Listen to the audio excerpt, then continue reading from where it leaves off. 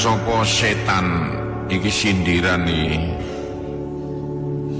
Aja diarteni persis kaya apa anane. Nyancang sapa setan ala qafiyati ahadikum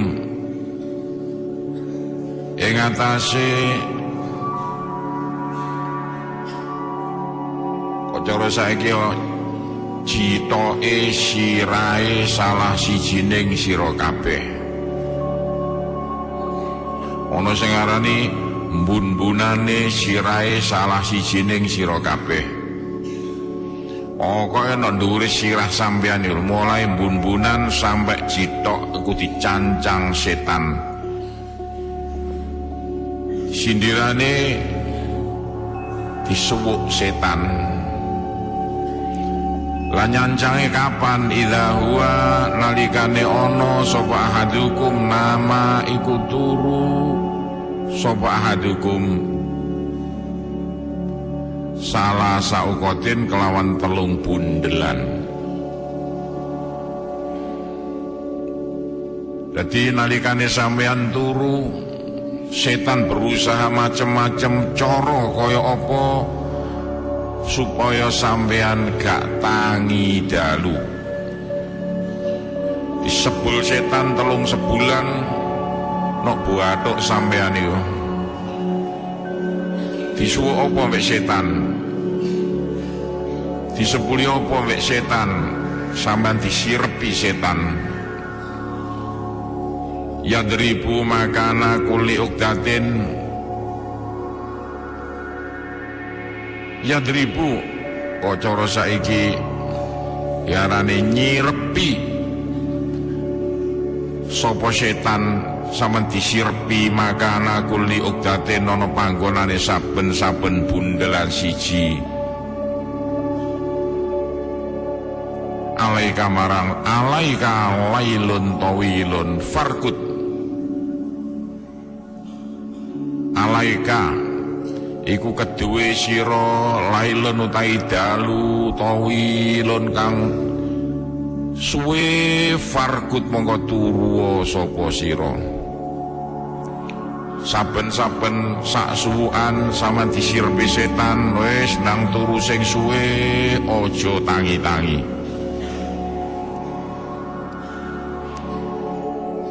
Ditaleni maneh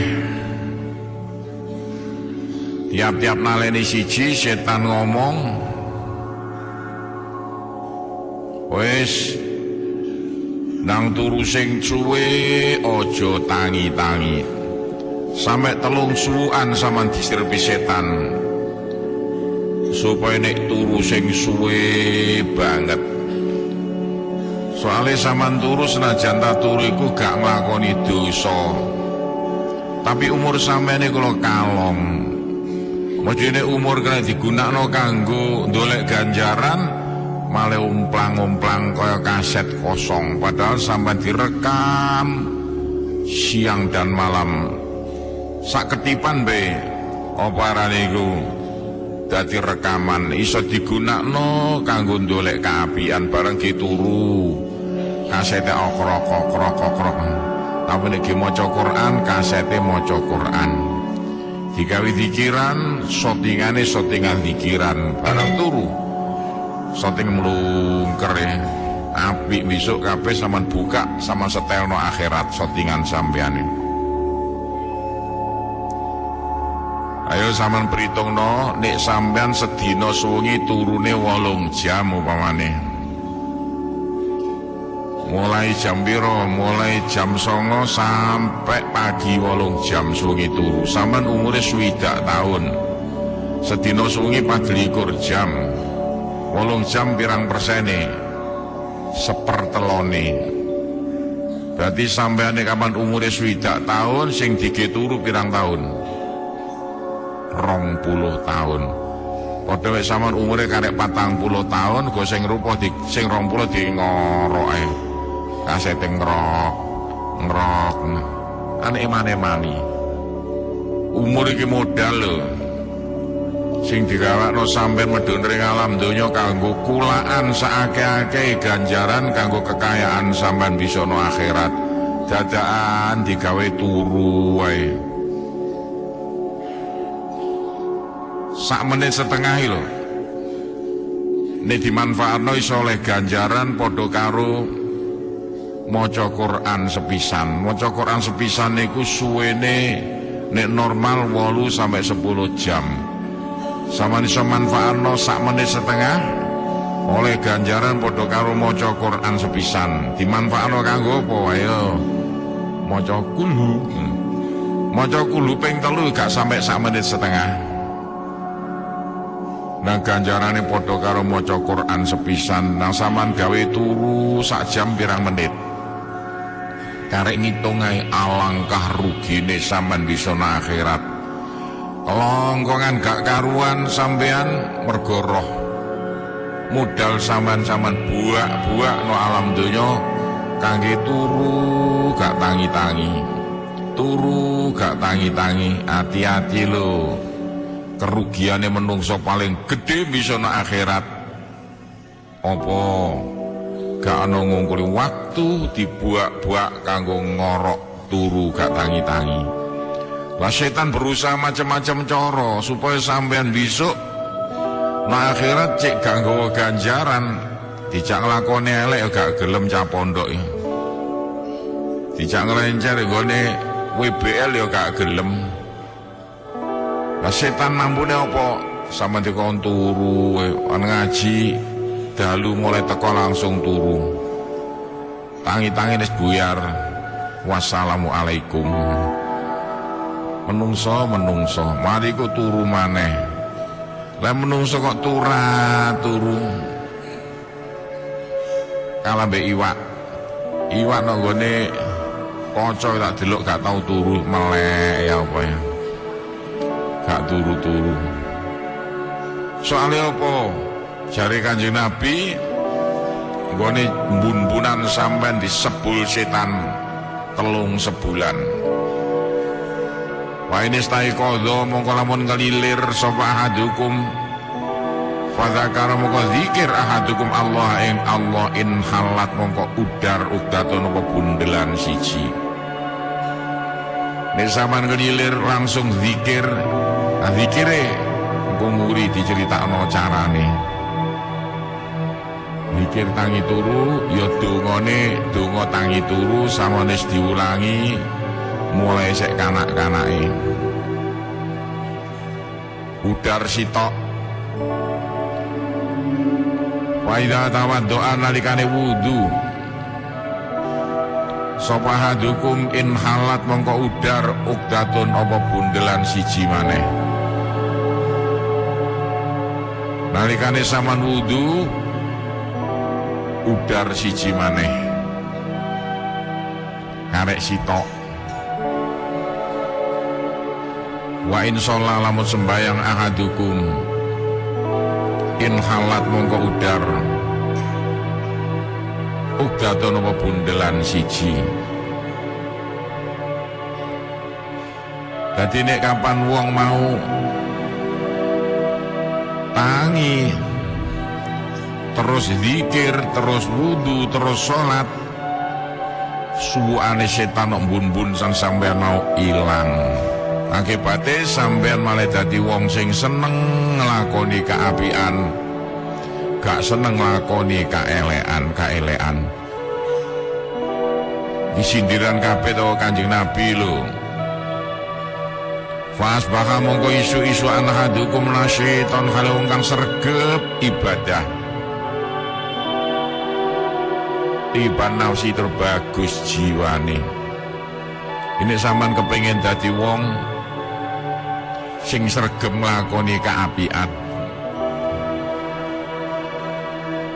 Dadi wong sing seneng nglakoni kaapian. Aja lali nek nglilir zikir, wudu, banjur sholat dalu. Wa illa lamun ora zakarallah, anik tangi langsung ngolat-ngolet moro sarapan, asbaha mongko isu-isuan sopo ahadukum khobisan nafsi kang Allah jiwane kaslana terus aras-aras nglakoni kaapian. Saiki dijlentreno nggar siji. Nek iso yo samane nalikane ape turu. Biasane lah sampai turu sampean niku zikir. Zikir sing paling apik nek nggunakno Quran, gak ana ngungkuli maca kul huwallahu ahad. Samane kepengin dadi wong sing apik kelakuane, seneng nglakoni kaapian, gak seneng nglakoni kaelekan, dadi wong sing ilang nakale. Nah yo nek kapan ape turu, ojo leren-leren sampean maca kul huwallahu ahad. Saben ping 3 mata diremno, tarik napas panjang. Kaya-kaya kulu sing sampean waca. Aurane metu sampean tarik balik mlebu irung, mlebu paru-paru, suwe-suwe dadi sifat sampean. Dadi mondok nyedote alot serut ini. Maca maneh. Maca kulu saben ping 3 mata diremno, tarik napas panjang serut. Iki padha karo sama nyeterek awak sampean. Nah kalau kaya apa sampean waras-waras, endi ana bocah sing beling-beling. Ayo sampean cacak kepengin ilang nakali. Senajan tah senengane mendem toak rira wengi gak kena dikandani. Kepengin waras carane gampang, nek ape turu maca kulu saben ping 3 mata diremno, tarik napas panjang, waras-waras. Apa maneh gek tingkatane mondok gak kerasan, ya langsung kerasan, gak ngenteni ben tangi turus kerasan. Lah sing apik turune melumah. Nek iso sirana wetan, gak iso sak tepake lah. Maca kulu, gak usah kathek ngenteni. Oparane iku duwe wudu, gak duwe wudu gak apa-apa. Pak nalikane haid kek napa macane nganggo ati, luwih sempurna. Lah iso ta nganggo ati. Cangkeme ngaturno cumik-cumik gak apa-apa, asal aja ngetokno swara. Ben ping 3 tarik napas panjang sampai turu. Iku carane sampean kok turu tanpa iso dadi wong sing resi atine, iso ngipi sing tepak-tepak ceritane, gak ngipi lingkaran setan. Kok ngipi ana sing bisikan-bisikan Tuhan, ana ngipi iku bisikan-bisikan setan. Ana ngipi ku impen-impenen. Mari katok jaran ngipi petuk jaran. Mari dolanan wedhus ngipi petuk wedhus iku impen-impenen. Nah, supaya sampean ngipi sing selalu oleh bisikan-bisikan Tuhan. Nek ape turu maca kulu ben ping 3 tarik napas panjang. Tangi turu wis apik engko kelakuan sampean. Kenapa saya kok tarik napas panjang ke penyelidikan dari pujangga-pujangga, padha karo dokter nyeleksi obat-obatan dari apa uji coba sing diarani at-tajribah, uji coba. Kok kulo nek gak sampean tarik apa maneh macane sampe ngetokno swara, iku dadi aura-aura, gelembung-gelembung hawa munggah. Besok dadi bangunan swarga sampean. Tapi nek ditarik iso dimanfaatno kanggo nok donyane. Iki sudah penyelidikan dari beberapa pujangga-pujangga supaya sampean cek roh ngono ta. Iki kabeh penyelidikan. Padha karo sampean nalikane pengen turu sediluk prasane wis suwe. Wis ana wong gara-gara dicancang setan lailun tawilun.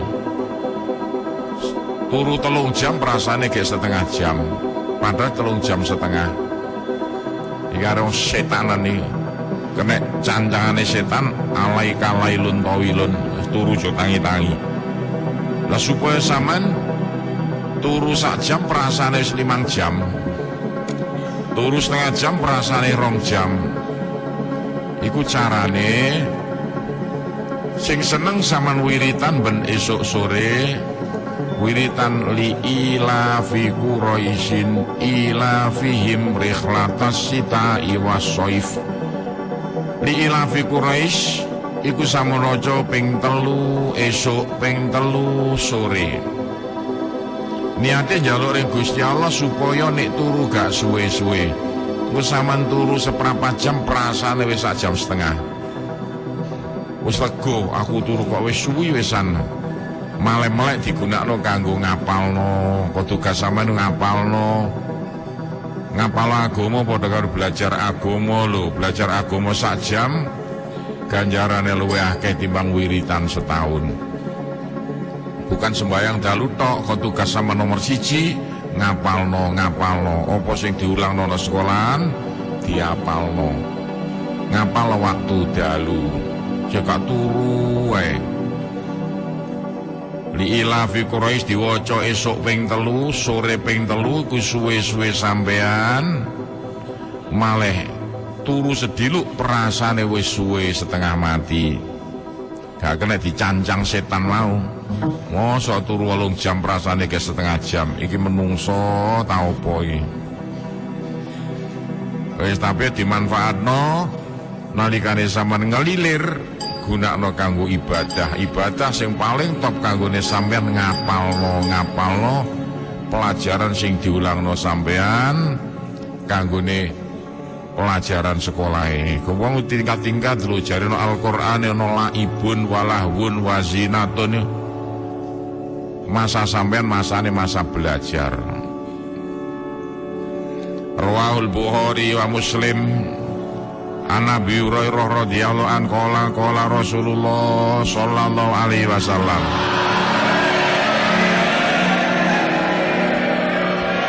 Rahimallahu muga-muga melasi sapa Allah rajulane wong lanang qoma minal laili. Tang-tangi sapa rajul ing dalem waktu dalu. Fasalla moko sembayang sapa rajul wa aiqadlan gugah rajul imra'atau ing bojone rajul. Fa'in abad mongko lamun bangkang sapa imro'ah nadha mongko nyiram sapa rajul fi wajiha ing dalem raine imro'ah alma'a ing banyu. Muga-muga melasi Gusti Allah nek ana bocah lanang la kok dadakan dalu-dalu tengah wengi tangi wis dibojo bojone ditangeni. Gak gelem tangi siram banyu raine. Kapok rasakno. Ditangeni jak lapo, jak ibadah dalu. Rahimallahu muga-muga melasi sapa Allah imra'atan ing bocah wedok qomat kang tangi sapa imra'ah minal laili sangka dalu. Fa salat moko sembayang imra'ah wa aiqadatan gugah imra'ah wa zaujaha ing bojone imra'ah. Fain apa lamun bangkang sapa zaujua nadhohat mongko nyiram imro'ah fi wajhi dalam raine zaujua alma'a ing banyu. Rawahu Abu Dawud wa Ibnu Majah. Gusti Allah bakal melasini ana bocah wedok tengah wengi tangi perlu sembayang bengi. Bojone digugah ditangeni gak gelem tangi siram banyu raine. Iki sindiran lho, engko nanti praktekno temenan. Gelut. Sindirane apa? Sindirane apik banget nek ana menungso tengah wengi tangi banjur nangeni keluargane dijak sembayang bengi. Ya padha karo saiki tingkatane pengurus pondok. Gusti Allah seneng banget nek ana pengurus pondok tengah wengi nangeni kancane dijak sembayang bengi. Mbok kaya apa carane supaya kancane tangi sampai disindir gak gelem tangi disiram banyu raine. Iku sindiran. Sindirane apa? Apik banget nalikane wong padha turu lah sampean ndak entangi gelem ibadah bengi. Jam pira paling apik sepertelone bengi sing kari sekitar jam 3 bengi. Senajan tah mek iso nglakoni sembayang 2 rakaat iku wis apike setengah mati. Gak iso ndonga-ndonga kaya engko sing diulangno. Biasakan nalikane tengah wengi tangi. Nek iso nglakoni sembayang sunat tengah wengi, gak iso wiritan apa sak karep sampean. Mak wong khet kaya apa ya wiritan sing khet oleh kan akeh. Kaya maca subhanallah walhamdulillah wala ilaha illallah wallahu akbar wong khet kan oleh. Maca subhanallah wa bihamdihi subhanallahil azim wong khet ya oleh. Sholawat nariyah wong khet ya oleh. Sholawat sak tepake wong khet ya oleh.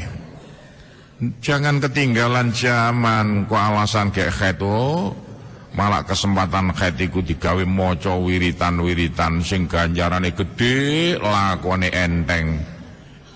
Kaya Kanjeng Nabi ngendika ana kalimah loro no hadis sahih Bukhari Muslim. Nek diwaca cangkem entenge setengah mati wis saanane wong iso maca saking entenge, tapi ganjarane luar biasa akeh. Saking akeh sampai gak kena ditimbang saking abote. Apa itu? Subhanallah wa bihamdihi subhanallahil azim. Subhanallah wa bihamdihi subhanallahil azim. Boleh. Zikir la ilaha illallah wong khet ya oleh. Zikir Allah ya oleh. Wis tak kanggo sarana ndolek ganjaran kesempatan gak ana ngungkuli tangi tengah wengi. Soale jare nek dawuhe Kanjeng Nabi saben-saben tengah wengi Gusti Allah medun ring bumi. Gusti Allah ngendika, sapa ya sing gelem njaluk tak kei. Sapa ya sing gelem ndonga tak kei sayang sampean turu gak tangi-tangi sampai pagi. Dah manfaatno tengah wengi kanggo ndonga apa sak karep sampean. Nek iso kancane digugah dijak ndonga, dijak wiritan. Nek sampean gelem gugah kancane, ayo mbak ayo tangi. Wis senajan gak sembahyang sunat mergo leren wudu barang, ya wiritan apa ta apa, maca apa ta apa. Tengah wengi ndonga-ndonga njaluk pinter ta njaluk apa. An Abdillah ibnu Umar radhiyallahu anhu maqala kana ana sapa ar-rajulun lanang fi hayatin nabi ing dalam waktu gesange Kanjeng Nabi sallallahu alaihi wasallam. Iku idharo'a nalikane ngipi sapa rajul ru'yan ing impen koso mongko nyeritakno rajul ing ru'yan ala Rasulillah ing atase Gusti Rasulillah. Jarine Abdullah bin Umar ibnu Umar zamane Kanjeng Nabi biyen nek ana sahabat sing ngipi iku esuk-esuk diceritakno ring Kanjeng Nabi. Kanjeng Nabi kala wau dalu ngipi ngeten. Kek napa maksude ngipi kula niku? Abdullah bin Umar sing sek bocah nom-noman kepengin fatamana itu mongko arep-arep ingsun an aro ing yen ngipi ingsun ru'yan ing impen. Aku su bakal nyeritakno ingsun ha ing ru'yan ala Rasulillah. Wa kuntulan ana ingsun gulaman bocah nom-noman saban sek nom-noman. Aku sek nom kapatek wani matuk Kanjeng Nabi, aku kepengin ngipi ngono tak critakne ring Kanjeng Nabi. Kok gak ngipi-ngipi ya aku iki.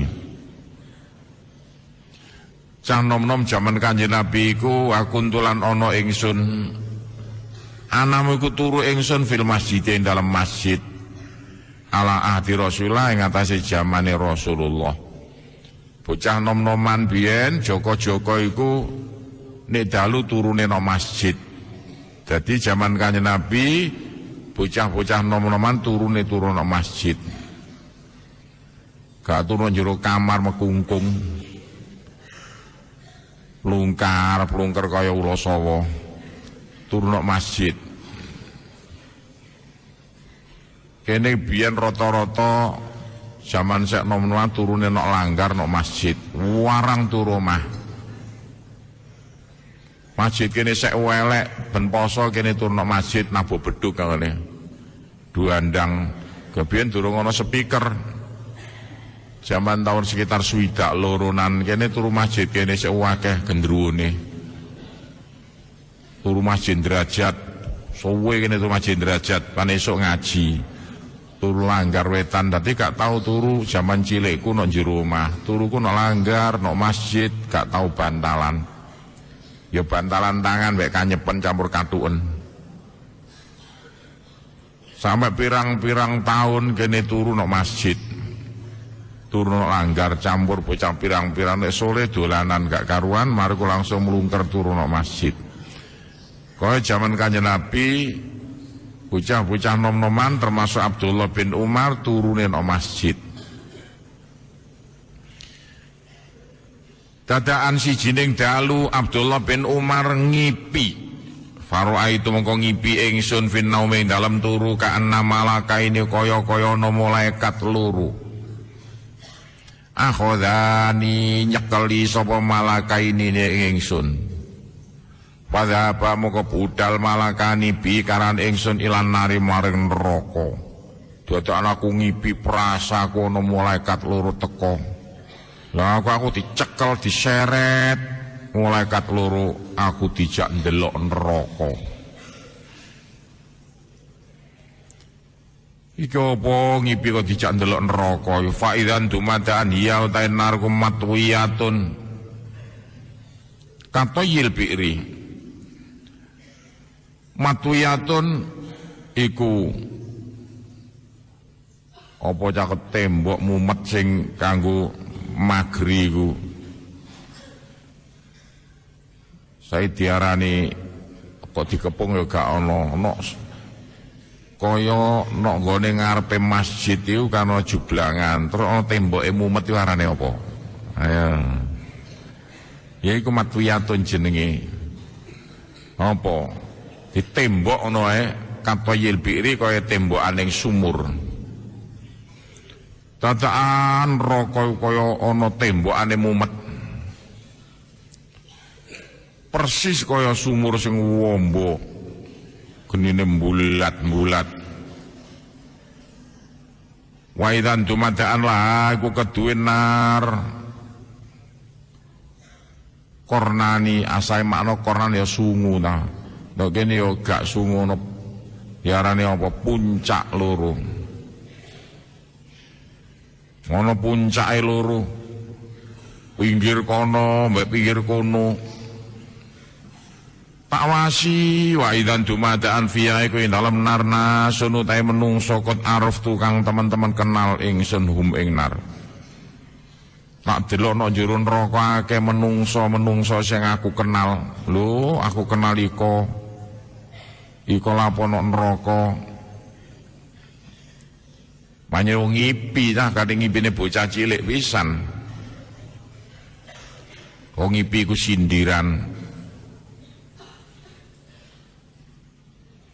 Sindirane ngipi ku gak padha lho. Delok wong-wongane. Siji wonge siji sindirane.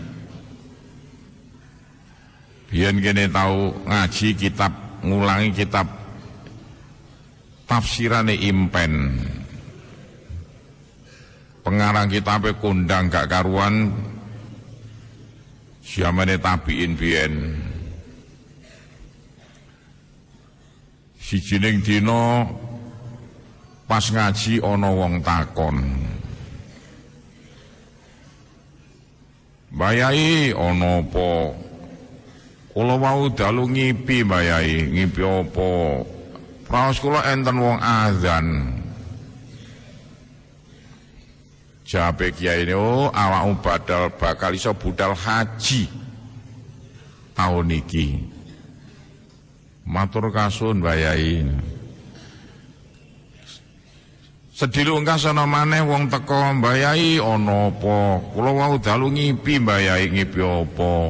Enten tiyang azan." "Oh, awakmu bakal maling kecekel. Awakmu dihukum mati." Santri-santri ini juga gawok lho Pak Yai. Wonten wong ngipi loro, ngipine padha kok jawaban sampean kok gak padha niku kek nopo? Sing sitok ngipi rawa ngandan jarine ape lunga kaji taun iki. Sing sitok enten ngipi petuk wong ngandan, lah kok jare ape maling kecekel dihukum mati. Dalile napa Mbak ya? Dalile Quran lho. Dadi ngipi iku biasa dalile tafsiran sindiran dalam Al-Qur'an. Dalile napa? Dalile siji yaiku nek Qur'ane ana ngene, wa azim finnasi bil haji. Mari ana kata-kata wa azin, ana kata-kata bil haji. Ya laksane Qur'an ana ngono. Wa azim finnasi bil haji. Ana kata-kata azan, ngurine ana kata-kata haji.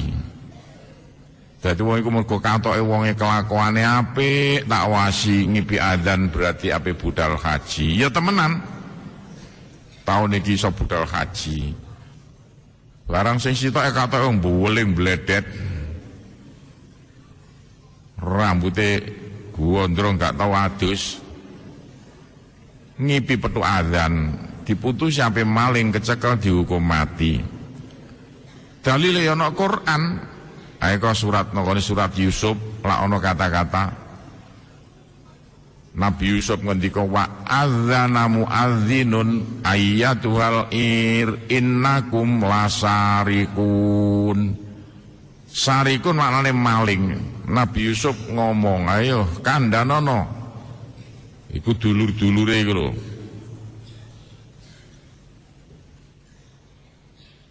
Mergo Nabi Yusuf kelangan takermas padahal politik baik wis dilebokno adikne dhewe supaya adikne Bunyamin cek iso kumpul Nabi Yusuf.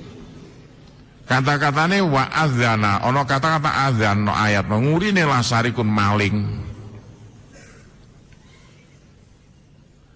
Lah ngene iki lho sampean tak sindir saiki iki nek calone wong uteke urip biasa iso aja. Tapi uteke mati no dikandani kan sek goblok calon koyo kebu plunga-plungu koyo.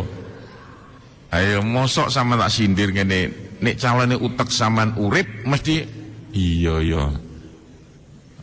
Terus no dewi-dewi nek diterus-terus gak oleh calarangan, tapi tak sindir saiki ngene iki mbok yo ngerti yo. Nek Quran iku kena dipek hukume ngerti halal haram mergo Al-Qur'an sing ngendika. Kena dipek ganjarane kepengen sugih no akhirat Quran diwaca, tapi Quran kena dipek sindirane. Sampeyan delok nangone kitab Takbirur Ru'ya lak ngono. Padha kali wono pimpinan PKI nomor 1. Wis gak mupakat koncoku. Bareng metu teko Pulau Buru malah konconan aku. Sering rem pondok, padahal iku jenderal PKI kelas kakap mau Jakarta kono. Cerita ring aku, lah iya Pak Gopur, aku iku biyen zaman Gestapo melarikan diri, selamat melarikan diri, gak mati aku. Wis tahun 27 aku gak kecekel, Aku sing edan kok sek kecekel dadakan. Padahal aku maleme kecekel aku ngipi. Ngipi apa? Ngipi perasaku aku roh Kanjeng Nabi medun teko masjid. Kanjeng Nabi medun. Iya. Ya mesti ae. Kok saman roh Kanjeng Nabi munggah ring masjid, saman aman gak kecekel sampai tuwek. Mlebu ukuran 14 tahun. Nek puluh buru. Jadi gak podo lo ngipi petuk Kanjeng Nabi, gak podo. Kanjeng Nabi medun ke masjid berarti saman akan mendapatkan kecelakaan. Kanjeng Nabi munggah ring masjid saman akan mendapatkan kejayaan. Jadi saman wawane wedok itu kok istikharah. Aku oleh pacarku iku apik napa mboten di istikharahi dadakan ngipi petuk Kanjeng Nabi medun teko masjid aja diterusno. Wis gak sida Kang. Saman dolek maneh pacar sing baru aja aku. Tapi nek saman ngipi Kanjeng Nabi munggah ring masjid terusno. Ku contoh lho ngene iki wong kasebabe bab impen ya. Saman ape dagang bakso nang Jakarta. Saman istikharah engko salate diulang nang nguri. Saman ngipi Kanjeng Nabi munggah ring masjid terusno. Kanjeng Nabi medun masjid aja diterusno. Iku gak ngipi petuk Kanjeng Nabi, jangan dianggap ngipi petuk Kanjeng Nabi semua baik. Contoh maneh kadung bakas ngipi ya, nggih alon-alon. Saman istikharah lanang-lanang iku apik kawin oleh Zainab. Apik tagak Gusti kula badhe kawin angsal Zainab. Ngipi petuk Kanjeng Nabi. Kanjeng Nabi kelambinan ijo terusno. Saman bakal dadi gemah ripah lo jinawe, gampang sandang pangane bojonan Zainab.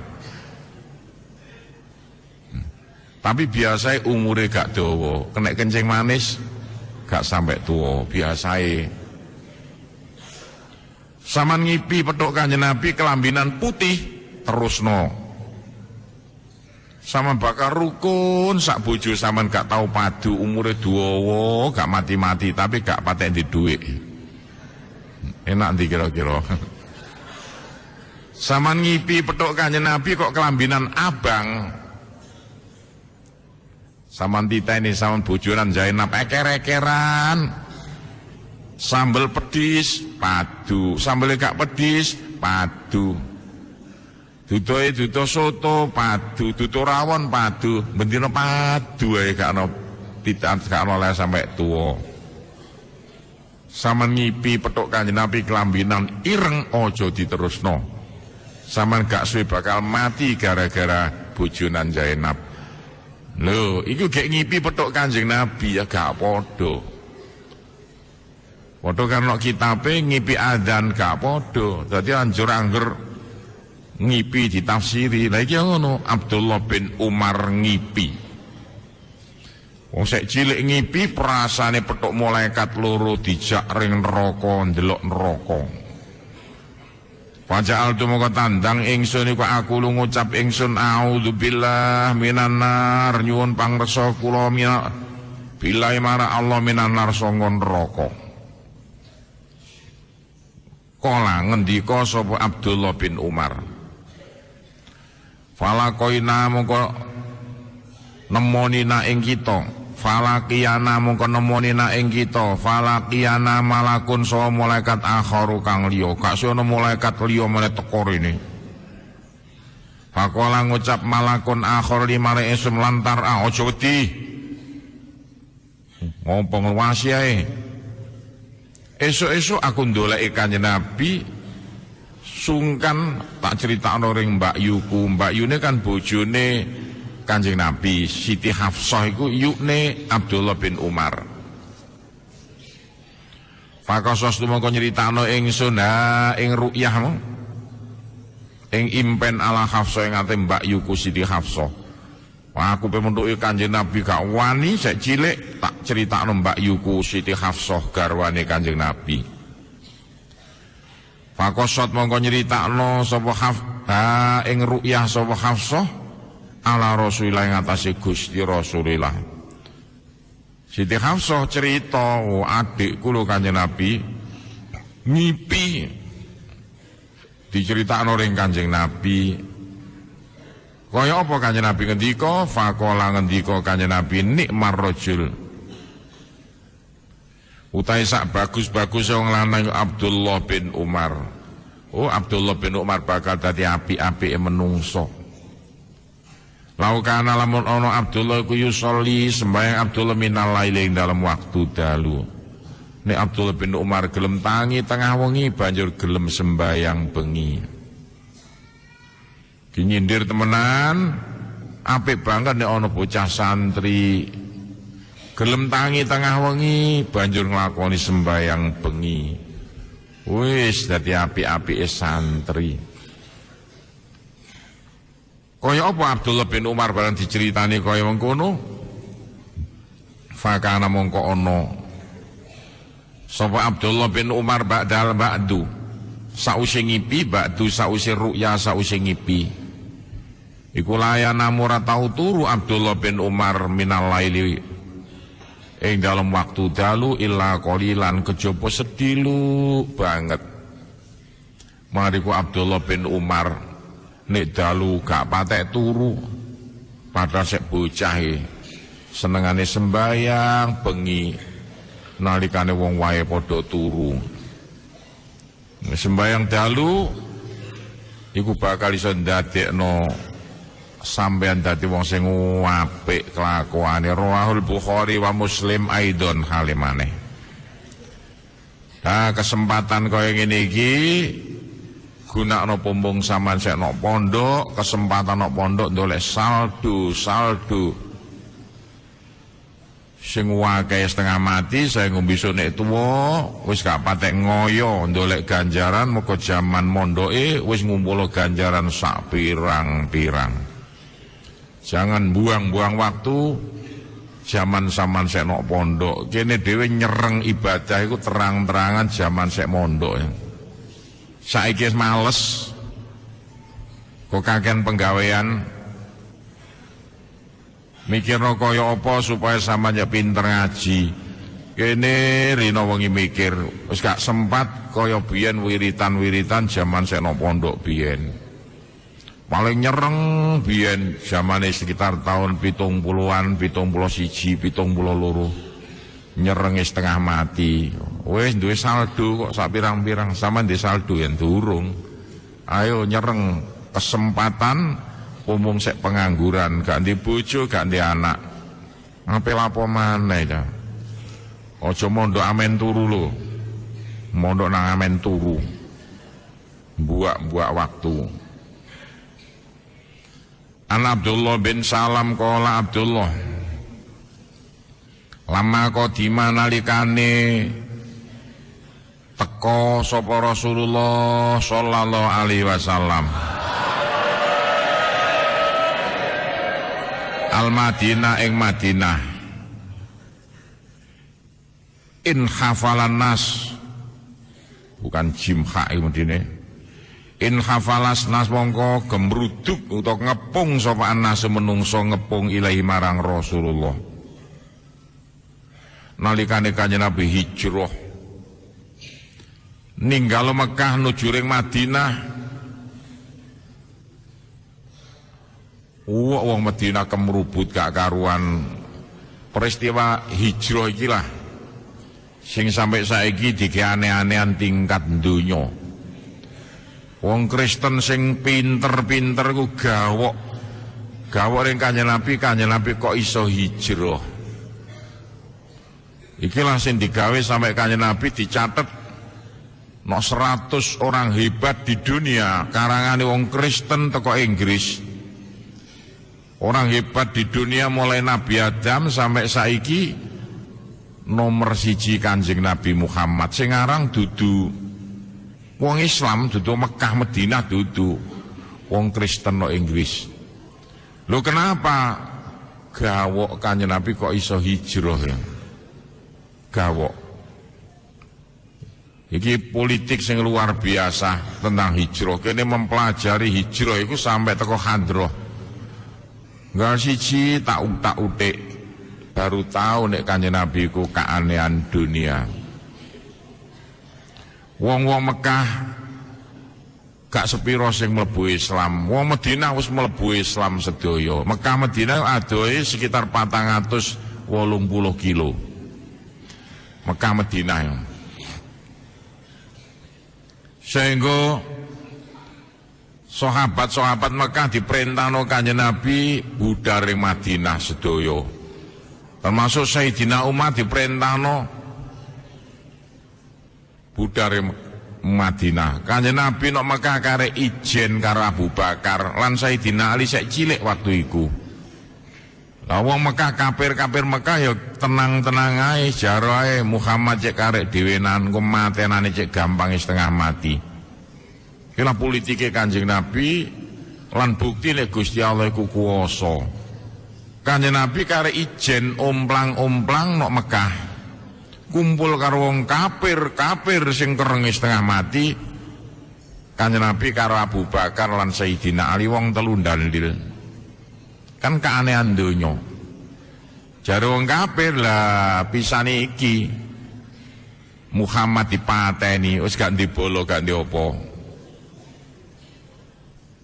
Kanjeng Nabi politik supaya hijrah sahabate tenang aman gak diganggu mergo Kanjeng Nabi gak melok hijrah. Kan politiknya Kanjeng Nabi iki sing tak pelajari sampai kene nggih pondok Sunan Derajat dadi sakmene gedene iku mempelajari hijrah. Bareng oparane iku wong kafir-kafir kompak bersatu. Kanjeng Nabi sik percaya nek kapan Gusti Allah bakal nulungi.